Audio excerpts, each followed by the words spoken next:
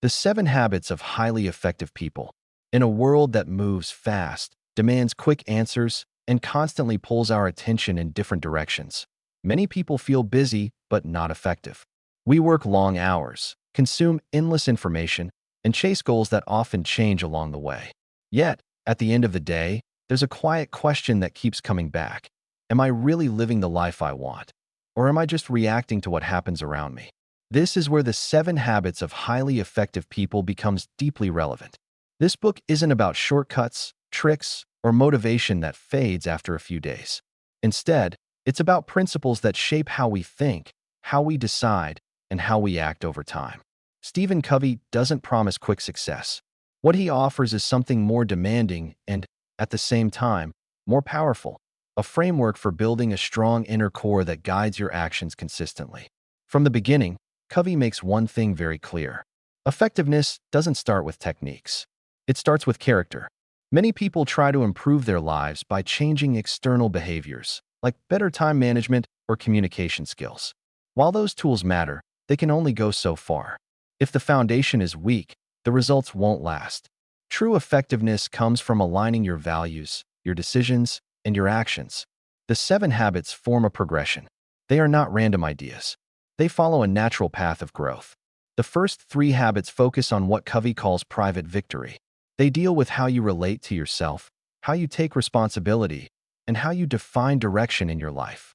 Only after that do we move into public victory, which involves relationships, cooperation, and leadership with others. Finally, the last habit is about renewal, making sure you don't burn out or lose balance over time. In this first part, we'll explore the foundation of everything else, Habit 1 and Habit 2. These habits may sound simple, but they are demanding. They ask you to look honestly at how you live, how you decide, and how much control you truly take over your own life. Let's begin with the most fundamental shift of all. Habit 1. Be proactive. Being proactive means taking responsibility for your life. It sounds obvious, but in practice, it's rare.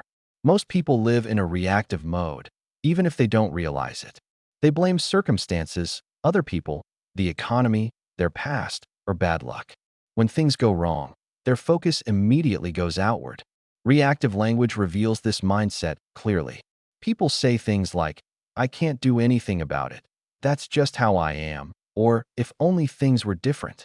These phrases may sound harmless, but they slowly train the mind to give up control. Over time, this way of thinking becomes a habit, and life starts to feel like something that happens to us, not something we shape. Being proactive doesn't mean controlling everything. That would be unrealistic. Life is full of uncertainty, unexpected events, and situations we didn't choose. However, between what happens and how we respond, there is always a space. In that space lies our freedom. We may not control the event, but we always control our response. This idea is central to proactive thinking. Highly effective people don't waste energy complaining about what they can't change. Instead, they focus on what they can influence. Covey describes this difference using the concept of circles. There's a circle of concern, which includes everything that affects us, like global events, other people's actions, or economic conditions. Inside it, there's a smaller circle of influence. This includes our attitudes, our choices, our habits, and our behavior. Reactive people spend most of their time in the circle of concern. They talk a lot about problems, but do little to influence outcomes. Proactive people, on the other hand, invest their energy in the circle of influence. Interestingly, as they do this, their influence tends to grow. By focusing on what they can control, they gradually gain more control. Proactivity is closely connected to self-awareness. Humans are not just driven by instinct. We have the ability to observe our own thoughts, emotions, and patterns. This means we can interrupt automatic reactions. Instead of reacting with anger, fear, or frustration, we can pause and choose a better response. This doesn't mean suppressing emotions or pretending everything is fine. It means acknowledging feelings without letting them decide our actions. A proactive person might feel angry or disappointed, but they don't let those emotions dictate their behavior. They ask themselves, what's the most responsible response right now? One of the most powerful aspects of being proactive is integrity. When you decide to act based on values rather than moods or circumstances, you build trust with yourself. Every time you keep a promise, even a small one, your self-respect grows. Over time, this inner strength becomes visible to others as well. Of course, being proactive is uncomfortable at first. Blaming is easier. Complaining feels natural. Taking responsibility means accepting that some results are connected to our choices, even when that's hard to admit. But this discomfort is also where growth begins. Habit 1 invites a simple but challenging question. Where am I giving away my power without realizing it? Once you see that clearly, change becomes possible. And once you take responsibility, the next question naturally follows. Responsibility for what direction? That leads us to habit 2. Habit 2, begin with the end in mind. If habit 1 is about taking control, habit 2 is about choosing direction. It's about deciding where you're going before you start moving faster. Many people work hard, stay busy, and achieve success by external standards, yet still feel empty or misaligned. This often happens because they never clearly defined what truly matters to them. Without a clear destination, even the most efficient path can lead to the wrong place. Beginning with the end in mind means living your life intentionally. It means imagining the kind of person you want to become, not just the goals you want to reach. Covey invites us to think beyond short-term wins and consider our legacy, our values, and our long-term impact. One of the most powerful exercises in the book is imagining your own funeral. It may sound uncomfortable, but it's deeply clarifying. Covey asks you to imagine what people would say about you, your family, friends, colleagues, and community. What kind of person would you want them to describe? What values would you want them to remember? This exercise shifts the focus from achievement to meaning. It forces you to think about character rather than image. Titles, money, and status fade quickly. What remains is how you treated people, what you stood for, and the kind of influence you had. Habit 2 is closely connected to leadership, but not in the traditional sense. It's about self-leadership first. Before you can lead others, you must lead yourself. This means defining a personal mission, even if it's never written formally. A personal mission statement acts like an internal compass. It doesn't tell you exactly what to do in every situation, but it guides your decisions. When life gets noisy or stressful, this inner clarity helps you say yes to what matters and no to what doesn't. Without a clear mission, it's easy to live according to other people's expectations. Society, culture, family, and work constantly send messages about what success should look like. If you don't define your own values, you'll unconsciously adopt someone else's. Beginning with the end in mind also applies to daily actions. Every task, meeting, or commitment is a vote for the kind of life you're building. When you know your long-term direction, small decisions become easier. You're no longer reacting to urgency alone. You're responding based on importance. Covey also explains that everything is created twice. First mentally, then physically. A building exists in someone's mind before it's built. A journey is planned before it begins. In the same way, your life is shaped first by your thoughts and intentions, and only later by visible actions. If you don't consciously design the first creation, the second one will be shaped by default. Habits, routines, and external pressures will decide for you. Habit 2 is an invitation to step into the role of designer of your own life. This doesn't mean having every detail figured out. Life changes, and flexibility matters. But having a clear sense of direction allows you to adapt without losing yourself. It keeps you grounded even when circumstances shift. When Habit 1 and Habit 2 work together, something powerful happens. You take responsibility for your life, and you choose a meaningful direction. You're no longer just reacting to events or chasing short-term rewards. You're acting with purpose. Once you've accepted responsibility for your life and clarified where you want to go, a new challenge appears. Knowing your values and your direction is essential, but it doesn't automatically change how you act every day. Many people know what matters to them, yet their days are still controlled by urgency, distractions, and other people's priorities. This is where effectiveness is truly tested. Habit 3 is about turning intention into action. It's about living your priorities, not just listing them. Habit 3, put first things first. Putting first things first means organizing your life around what matters most, not around what demands attention the loudest. This habit is where discipline, clarity, and courage meet. Most people confuse being busy with being effective. Their days are full of emails, messages, meetings, and small tasks. At the end of the day, they feel exhausted, yet unsure if they moved closer to their real goals. This happens because urgency often feels more important than importance. Covey explains this idea using a simple but powerful distinction. Some activities are urgent, and some are important. Urgent things demand immediate attention. Important things contribute to long-term goals, values, and personal growth. The problem is that urgent things often shout, while important things whisper. Highly effective people learn to listen to the whisper. Putting first things first doesn't mean ignoring responsibilities or deadlines. It means consciously deciding how much time and energy you give to each area of your life. It requires saying no to certain requests, even when they seem reasonable, in order to protect what truly matters. This habit is deeply connected to self-management. While habit 1 focuses on choice and habit 2 focuses on direction, habit 3 focuses on execution. It asks a simple but difficult question: are my daily actions aligned with my values and goals? Many people wait for motivation before acting. Highly effective people don't. They act based on priorities, even when they don't feel like it. They understand that motivation often follows action, not the other way around. Putting first things first also requires balance. Work matters, but so do health, relationships, and personal development. When one area dominates for too long, the others suffer. Over time, this imbalance creates stress, resentment, or burnout. This habit encourages proactive planning. Instead of reacting to the week as it comes, effective people plan ahead. They schedule important activities before urgent ones take over. They protect time for learning, thinking, and relationships, even when life feels busy. There's also an emotional challenge here. Saying no can feel uncomfortable. We worry about disappointing others or missing opportunities. But every yes is also a no to something else. Highly effective people understand that protecting priorities isn't selfish. It's responsible. When you consistently put first things first, something interesting happens. Life feels calmer, even when it's busy.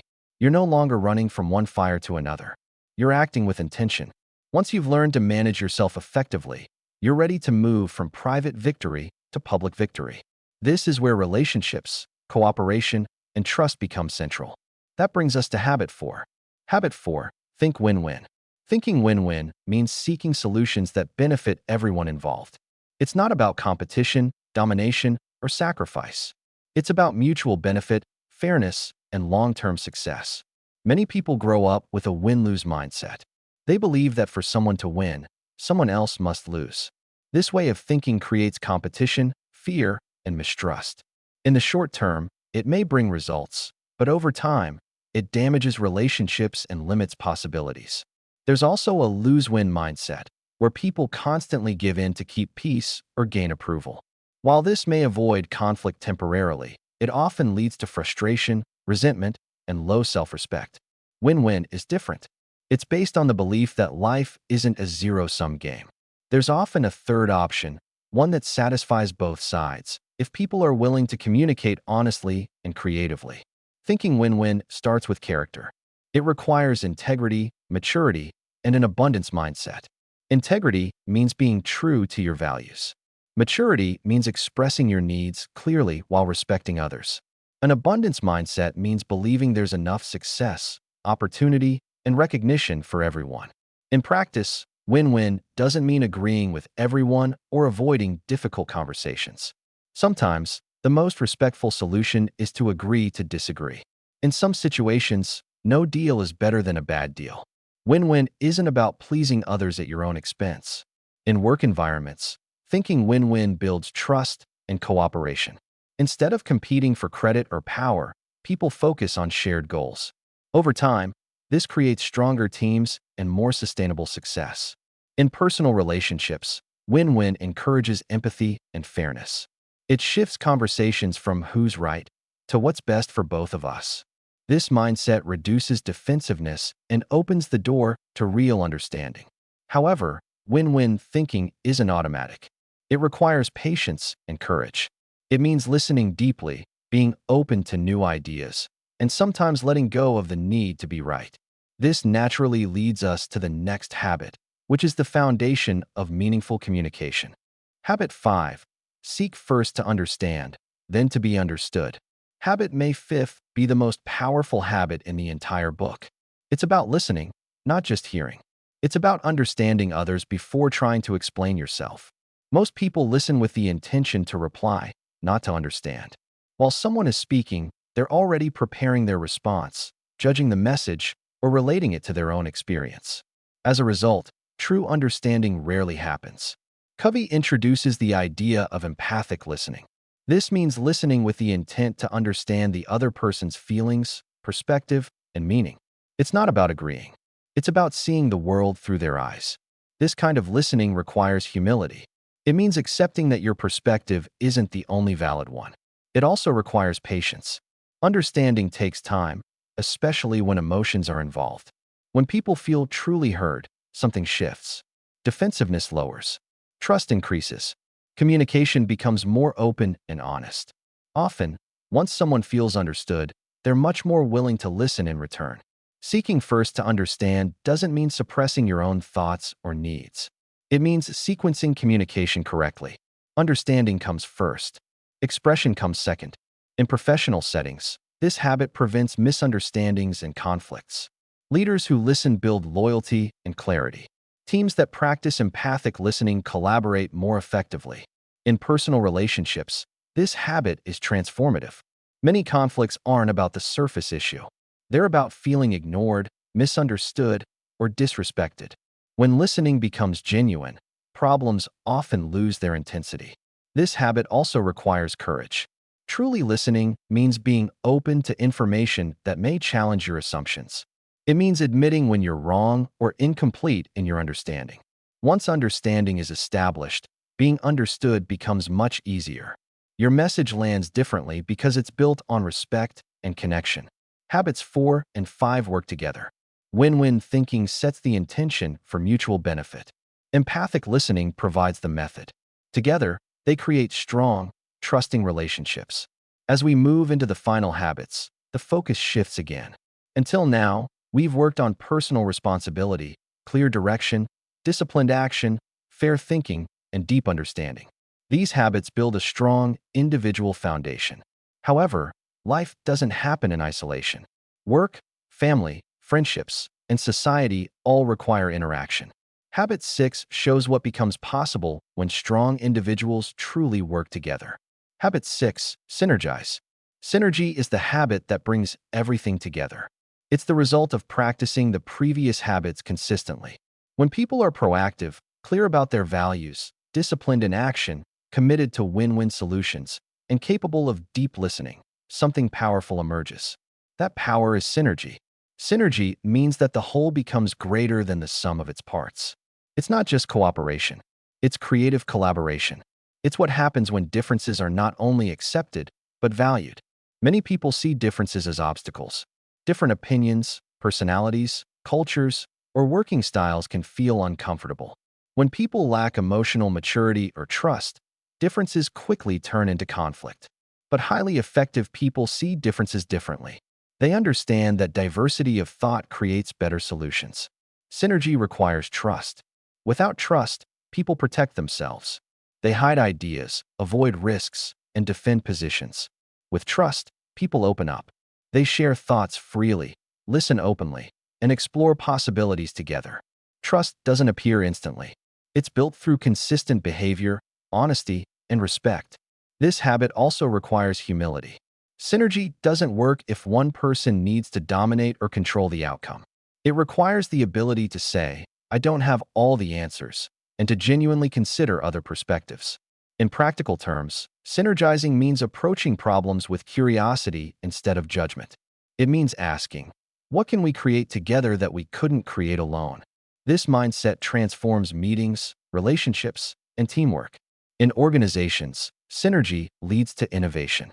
Teams that trust each other and value differences produce better ideas and stronger results. In families, synergy creates deeper understanding and shared solutions. In friendships, it builds connection and growth. Synergy isn't about compromise where everyone loses something. It's about finding new options that satisfy deeper needs.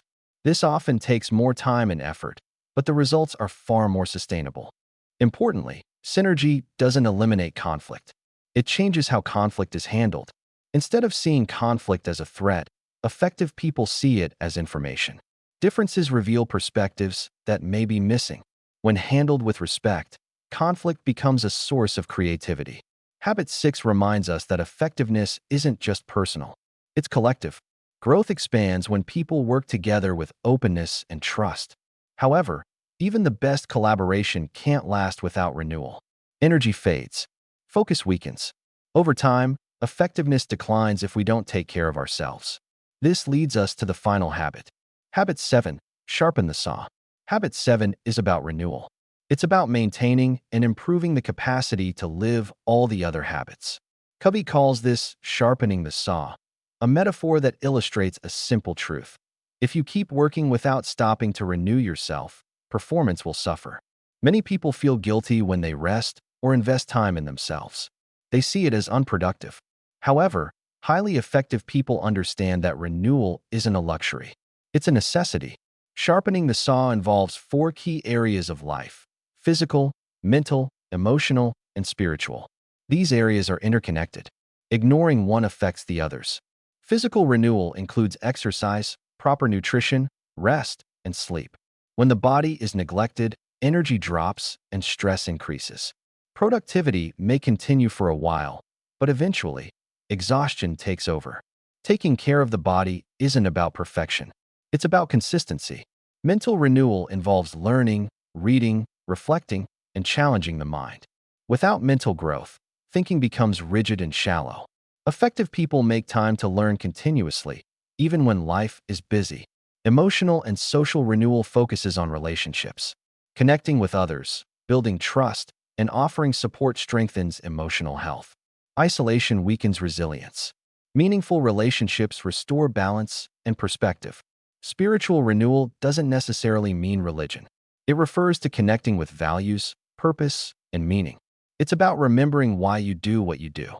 This could involve reflection, meditation, time in nature, or quiet thinking. Habit 7 is deeply proactive.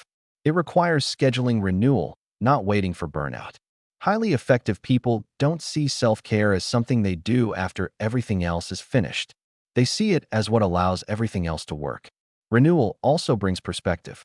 When you step back, problems often feel smaller. Decisions become clearer. Stress loses its grip. Sharpening the saw creates space to think, not just react. Importantly, this habit supports all the others. Proactivity is easier when energy is high. Clear goals matter more when the mind is calm. Relationships improve when emotional balance is present. Synergy grows when people feel whole, not drained. Integrating the 7 habits. The true power of the 7 habits lies in integration. They're not isolated techniques. They reinforce each other. Over time, they shape character, thinking, and behavior. The journey starts with responsibility. Being proactive reminds us that we always have a choice. Beginning with the end in mind gives direction to those choices. Putting first things first turns values into daily action. Thinking win-win changes how we approach relationships. Seeking first to understand builds trust and connection. Synergy shows what becomes possible when people work together creatively. Sharpening the saw ensures that growth continues. This process doesn't happen overnight. Habits take time to form. There will be setbacks, moments of inconsistency, and periods of doubt. That's normal. Effectiveness isn't about perfection. It's about alignment and progress. What makes these habits timeless is that they're based on principles, not trends. Technology changes. Work environments evolve. Social norms shift. But responsibility, clarity, respect, cooperation, and renewal remain essential. In modern life, distractions are everywhere. Speed is rewarded. Reflection is rare. That's why these habits matter more than ever. They slow us down just enough to make better choices. As you reflect on the 7 habits, the most important step is starting small. Choose one habit to focus on. Apply it consistently. Notice how it affects your thinking and behavior. Over time, add the others. Effectiveness isn't about doing more. It's about doing what matters. It's about living intentionally, acting with integrity, and building relationships based on trust. In the end, the 7 habits don't promise an easy life. They offer something better, a meaningful one. A life where actions match values, where growth is continuous, and where success is measured not only by results, but by character. That's what highly effective people build, not overnight, but day by day, habit by habit.